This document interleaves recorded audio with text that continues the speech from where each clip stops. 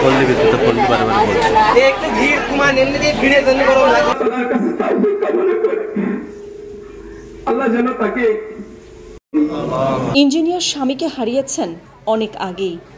স্বপ্ন দেখেছিলেন 2 কন্যা সন্তানকে নিয়ে, কিন্তু মাইলস্টোন স্কুলে বিমান দুর্ঘটনা কেড়ে নিল 8ম শ্রেণী পড়ুয়া ছাত্রী বড় মেয়ে মাহিয়া তাসনিম মায়ার প্রাণ। এখন সব স্বপ্নই রয়ে গেল মেহেরপুরের জয়পুর গ্রামের আফরোজা খাতুন বিথির। মেয়ের কথা মনে পড়তেই বারবার মূর্ছা যাচ্ছেন তিনি। গায়ে অগ্নিদগ্ধ অবস্থায় মাইলস্টোন স্কুলের সামনে বাঁচার আকুতি নিয়ে দৌড়াচ্ছেন এক শিক্ষার্থী সহ অনেকেই। এমন ভিডিও সামাজিক যোগাযোগ মাধ্যমে ছড়িয়েছে স্কুল বিমান দুর্ঘটনার দিন থেকেই। অগ্নিদগ্ধ সেই শিক্ষার্থী মেহেরপুরের জয়পুর গ্রামের মাহিয়া তাসনিম।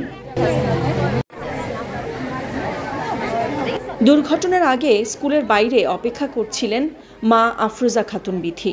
মুঠোফোনে যোগাযোগ করলেও ফোন ধরেন তার এক বান্ধবী।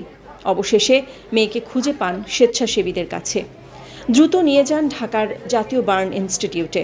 চিকিৎসাধীন অবস্থায় বৃহস্পতিবার বিকেলে মারা যায় মায়া। ঘটনাটি এভাবেই বর্ণনা করেছিলেন নিহতের মামা তারেক হোসেন। থাকার পরে আমরা এমনিতেই নিউজ দেখছিলাম যে বিমান দুর্ঘটনা ঘটেছে, বাট ওই সময় আমার মাথায় ছিল না যে আমার বোনের মেয়েও মাইলস্টোনে পড়ে। তো পরবর্তীতে আমি জানতে পারি যে ও ওই সময় ক্লাসে ছিল, ও ক্লাস 8-এ পড়ে।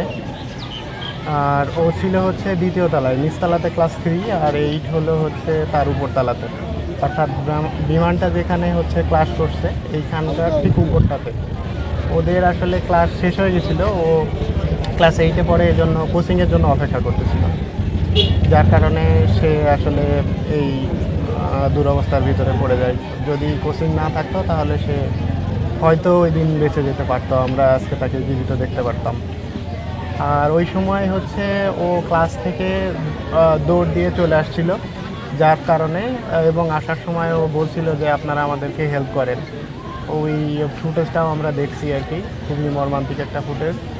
তো ওই সময় আর্মি এবং যে স্বেচ্ছাসেবকরা ছিল প্রথম দিকের এবং প্রথম ধাপেই হচ্ছে ওকে আমার নিয়ে আসা হয়।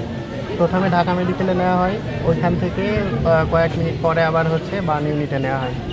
তো বার্ন ইউনিটে নেওয়া হয় 4টার দিকে। আমি তখন পৌঁছে যাই ওইখানে।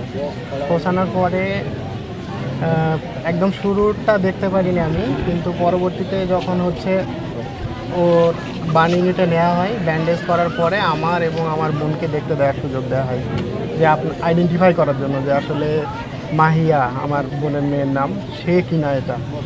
তো আমরা শুরুর দিকে যে 14 নম্বর বেডে ছিল আমার মাহিয়া, তো আমরা যে প্রথমে চিনতে পারি নাই, কারণ অবস্থাটা এরকমই খারাপ ছিল। তো আমরা শেষ পর্যন্ত আইডেন্টিফাই করে ওখান থেকে চলে আসছিলাম যে এটাই আমাদেরই মেয়ে। এখান থেকে আসার পরে তো এইভাবে 1, 2, 3 দিন চলে গেল। এর ভিতরে ওর সহপাঠী যারা ছিল, অন্য সঙ্গী যারা ছিল, তাদের মৃত্যুর কথা আমরা শুনেছি, বাট আমরা ধৈর্য ধরেছিলাম যে যেহেতু 72 ঘন্টা সার্ভাইভ করে গেছে, হয়তো আমরা তাকে ফিরে পাবো।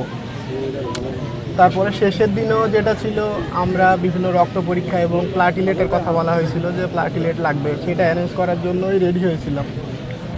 কিন্তু যখন প্লাটিলেট দিবে, রক্ত নেওয়ার জন্য রক্ত নিতে গেছে আমাদের ডাক্তারের ভাষ্য মতে, তখন আসলে আর রক্ত আসে না, অর্থাৎ হার্টবিট শেষের দিকে। এটা গত দিনের 3:30টার দিকের ঘটনা। পরবর্তীতে আমাদেরকে জানালো যে আসলে আপনাদের মেয়ে আর এখানে জীবিত নাই, একে নিতে হবে।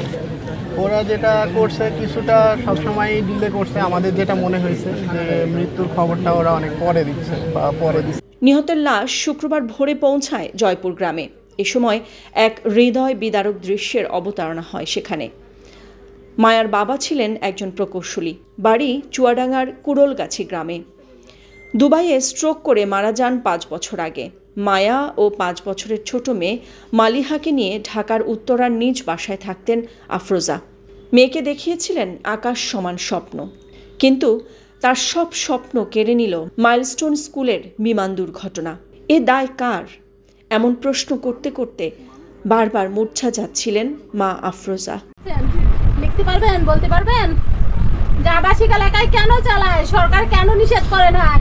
আবাসিক এলাকায় কেন যুদ্ধ বিমানের প্রশিক্ষণ চলবে? 60 বছরের যুদ্ধ বিমান কেন প্রশিক্ষণ চলবে? তারা জঙ্গল পায়নি, সমুদ্র পায়নি। আবাসিক এলাকায় কেন তারা প্রশিক্ষণ কেন্দ্র চালাচ্ছে? বলতে পারবেন? সেই সাহস তো আপনাদের নেই। আপনারা আপনাদের বিক্রি করার জন্য আপনারা এটা প্রচার করবেন। কোনো সত্য কথা তো বলতে পারবেন না, আপনারা বলতে পারবেন না। আইজি যে বাচ্চারা প্রাণ গেল, যে বাবা মার বুক খালি হইলো, তাদের কি জবাব দেবে আপনাদের সরকার? কি জবাব দেবে? কি জবাব দেবে তাদের? তাদের সন্তান ফেরত দেবে? ফেরত দিতে পারবে তাদের সন্তান? সরি বললেই সব মাফ হয়ে যায় না। সরি বললে যদি মাফ হয়ে যায়, তো খুন করে কোনোদিন সরি বললে মাফ হয় না। এদিকে নিহতের পরিবারের একাধিক স্বজন জানিয়েছেন, স্কুল ছুটি হবার কথা ছিল বেলা 1টায়। স্কুল কোচিংয়ের কারণে মায়া সহ অনেক শিক্ষার্থীকে থাকতে হয় স্কুলে। মায়া ছিলেন 2য় তলার শ্রেণীকক্ষে। এদিকে মায়ার এমন মৃত্যুতে স্তব্ধ পুরো এলাকা। মাফ করে দিন তাকে এবং সকলের কাছে দোয়া প্রার্থনা করি, আপনারা আমার নাতনির জন্য দোয়া করবেন। মর্মান্তিক ঘটনা, এখন অল্প বয়সে 10-12 বছর বয়স, এই বয়সের মানুষটা আগুনে বিমান দুর্ঘটনায় পুড়িয়ে মারা যাওয়াতে এই গ্রামবাসী প্রত্যেকেই শোককালের তো করছে। দেখা সবাই মর্মান্তিকভাবেই দুঃখিত। সবার ভিতরেই একটা বিরাজ করছে যে হইল কি একটা ছোট শিশু, এখন এরা অনেক করে আশা ভরসা নিয়ে তাকে মানুষ করার জন্য সেখানে কষ্ট করছিল তার মা। ক্ষতি কি? একটা জীবনের মূল্য আপনি কি দিয়ে পূরণ করবেন? একটা জীবনকে ফিরে দিতে পারবেন? আপনি হয়তো মানে রাষ্ট্র থেকে বলেন বা বিমান বাহিনী থেকে বলেন, তারা হয়তো কিছু ক্ষতিপূরণ দিবে, কিন্তু এই ক্ষতিপূরণ তো আমাদের চাই না। আমাদের তো জীবন চাই। পারবে ফিরিয়ে দিতে? পারবে না।